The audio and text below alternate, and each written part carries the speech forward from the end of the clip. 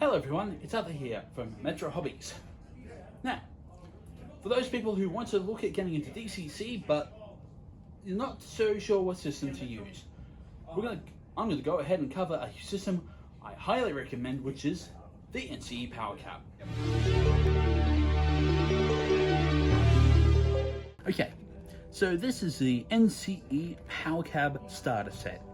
So it's available for about $440 at the time of recording.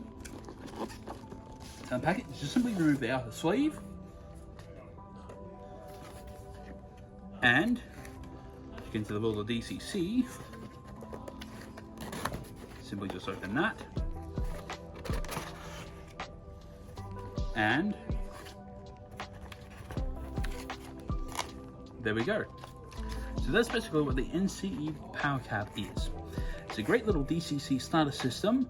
It's upgradable, and the great thing is if you do want to actually upgrade, you can literally just keep this system so you don't have to reinvest in getting a brand new system, unlike some other DCC systems that are out there. So you get your throttle, you get your power pack, you actually get your main board, track power, and 2 types of coils. So, and you don't use this one unless if you've put another one of these panels, you use a flat cord from here to here. So, you need a cord like this one. So basically, it's just a flat cord, and it just simply plugs in from here through to here. Always make sure if you've got the red light down at the bottom, like so, make sure that it always goes into the right, to the left-hand socket. How it also works as well, so you've got your you've got your mains power here, and you've got your track power. At the moment, I've got to set it up for Kato. However, what you can do with a small little flathead screwdriver is just simply undo these 2 screws here, and then just simply pull them out. So you can use this on Pico, Hornby, almost every sort of track imaginable, even including other different scales. So that is how you set it up and how you connect it to the track. Now, how does actually DCC operate? Basically, it sends an AC signal through the throttle onto the track. So for example, I've got from my own personal collection, I've got my Japanese National Railway C60 class and our Cision C class.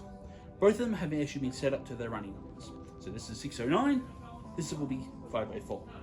So what I do is, first off, I make sure that my locomotive, or make sure my DCC system is going to be broadcasting on that certain locomotive address. So at the moment I'm going to move this one, 609. So what I do is press 1. These are also DCC sound equipped. So as you can see now, there is DCC in sound. So that means I can blow the whistle.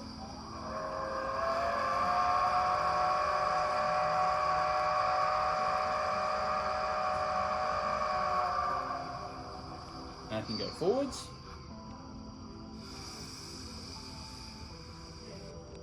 As you can see here, this engine is not moving.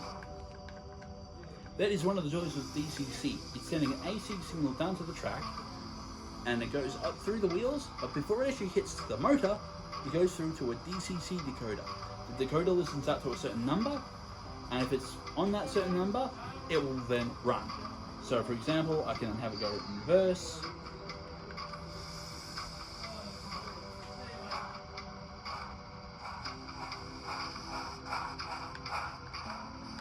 and I can do a variety of different sounds as well. So for example, I can do stuff like that. And that's actually something I've actually personally programmed. You can use that with, if you have ESU sound decoders, you can easily put in your own different sound effects. So for example, that was a Japanese train jingle. Basically saying, okay, time to board, blow your whistle, and off you go. And you can all replicate that with DCC. Now, say that you want to now have C504 run. So what I do, so now I go to select locomotive, it'll now flash up into locomotive. I then press 504, then press enter. Then I hit number 8, which basically starts it up. Whack the headlights on, blow the horn, and off I go. And as you can see now, C504 is running, not the steam engine. So that's one of the joys with DCCs. You can have two engines live on the same track, but it will still have independent control.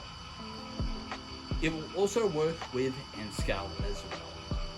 So if you'd love to pick up one of these DCC starter sets, you can get them through our website or through one of our stores, Box Hill, the CBD, or our Notting Hill store, which that used to be the old Dandenong store. Don't forget, enjoy your day and have fun with your train.